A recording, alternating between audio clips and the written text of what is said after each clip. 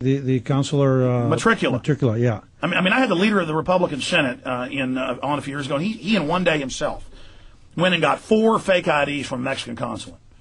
Well, it is a challenge, but the problem for us as police officers at the local level is policing a community that we know is here, and policing a community that we don't control the borders. We have to control what's in our city, and I think some of the frustration is that the reality is the way that you deal with immigration is you dry up jobs, you dry up some of those opportunities. People wouldn't come here illegally. And to me, if you're going to get serious, that's where you start, is with employers. Oh, I agree. I am for plus, just as a citizen, I want people to be able to have entry-level jobs, no matter what color they are. We've got hundreds of millions of people that want to come here. And the states are already bankrupt, the hospitals. One weekend, I cut my finger off on accident to helping some people with their boat out in Lake Travis. It was flopping around.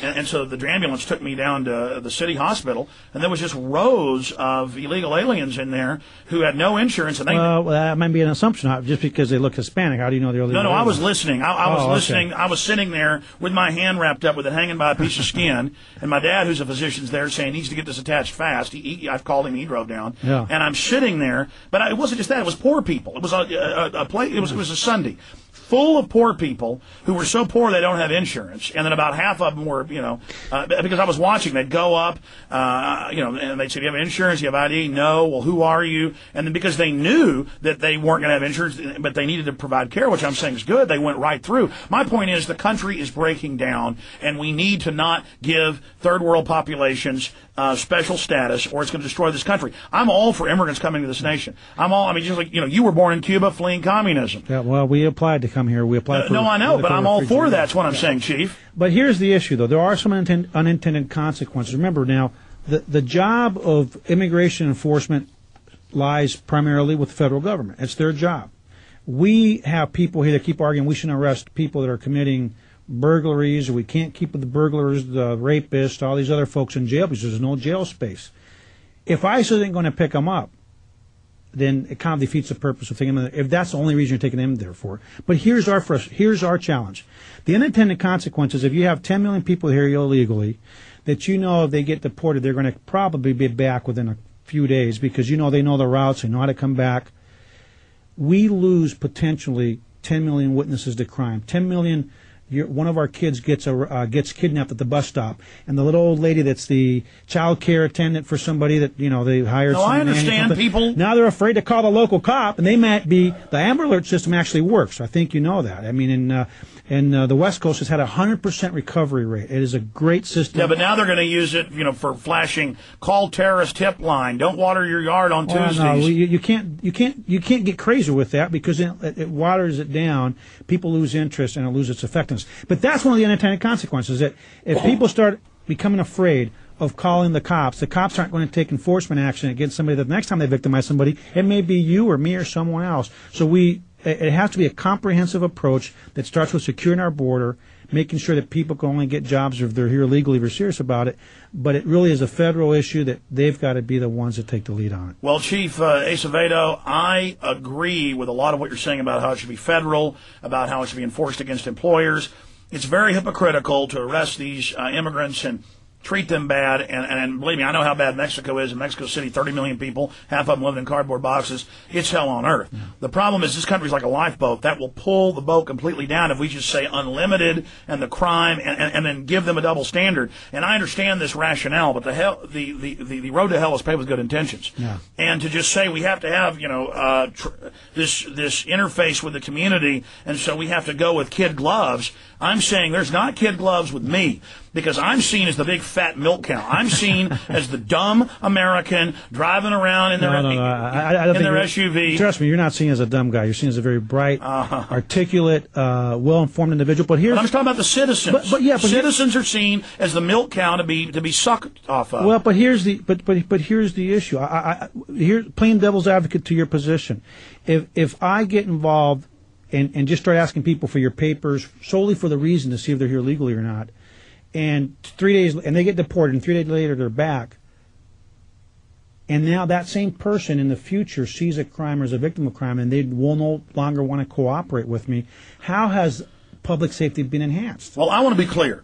I think there should be an amnesty in that if someone comes in to report a crime, it's policy and it's advertised that if you come in for seeing a stabbing or a shooting or that's a robbery. That's a U visa. That's actually it in law now. Yeah, but the Austin cops have told me, and I've sat around at bars and restaurants with them. I got friends that are cops. I've worked out with cops, and they go, yeah, we're basically told and encouraged. We get in trouble. We get, start getting demerits for other issues if we drag in a bunch of illegal aliens. Now, it's wrong. It's wrong. You need to know something about cop culture.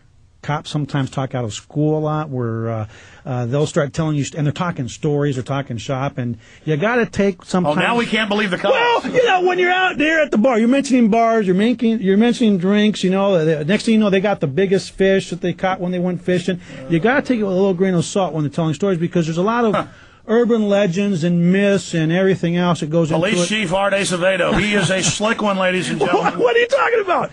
But the reality is, we will not, when my cop makes a lawful arrest, I don't care if the person is legal or illegal, our position is we expect them to take the proper enforcement action, irregardless of the person's status. And that's the best I can do. Okay, so police listening right now, and they listen to this show. We're on 90.1, 1330, 590. We're going to re-air this. They're hearing you. They pull somebody over, and there's beer cans in the back. There's no ID, no insurance. What happens?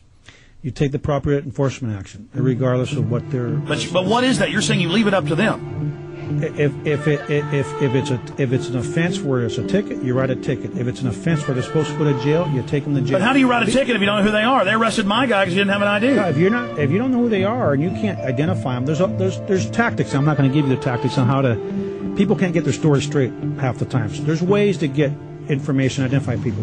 But here's what stay there, sir. Final segment coming up with the Austin Police Chief. This has been great. Stay with us. I'm enjoying it. Police Chief Art Acevedo is our guest for this segment and one more. And we're really honored to have him with us.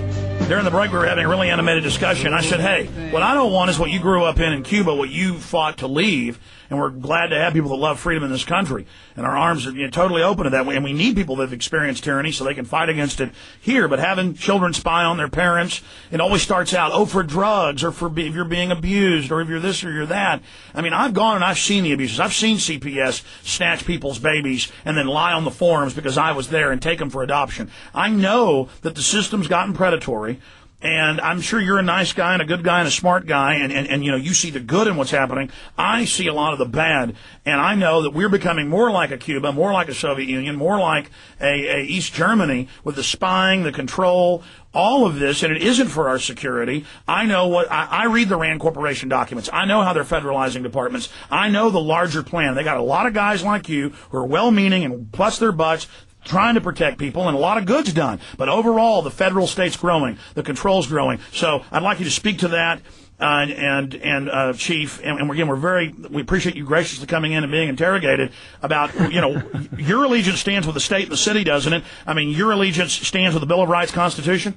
Absolutely. I mean, when we take our oath of office, we take an oath to the Constitution of the United States, the Constitution of Texas, and my job is really. My number one concern is the welfare and the safety of the people that live, visit, and work in Austin. That's the bottom line.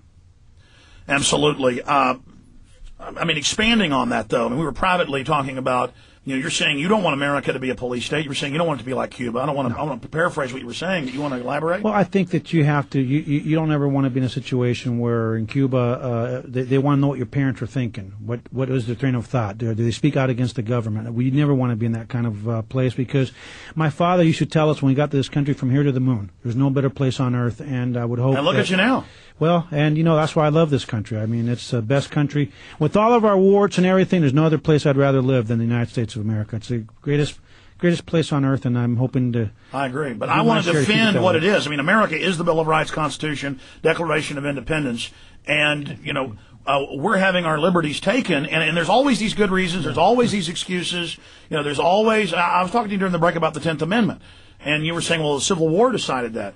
Well, yeah, and then Reconstruction decided that. But, I mean, is there no end to the federal power? Well, again, you're talking to the police chief here in Austin, Texas. I try to keep my focus on my local issues. I don't have anybody in the federal government dictating to me how to police this city.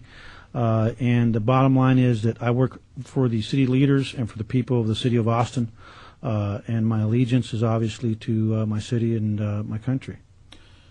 What if there was a huge terror attack somewhere in the United States and they said that we have to implement PDD 51, basically making the president a dictator? What would you do then if they told you, gave you a list, and they have these, it's been in the Houston Chronicle now, of 3,000 Austinites to be picked up, and Alex Jones is on there.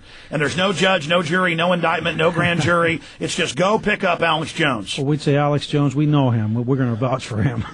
But the reality is we'll cross that bridge when we get there. You'll cross the bridge to follow No, to figure out what if it's a lawful order. And we'll make that decision based on what we know to be right. I mean, we got the city to throw out the Patriot Act here locally, to say that we oppose it. Remember so the bottom line is just remember, we are a local police department. We are a separate entity.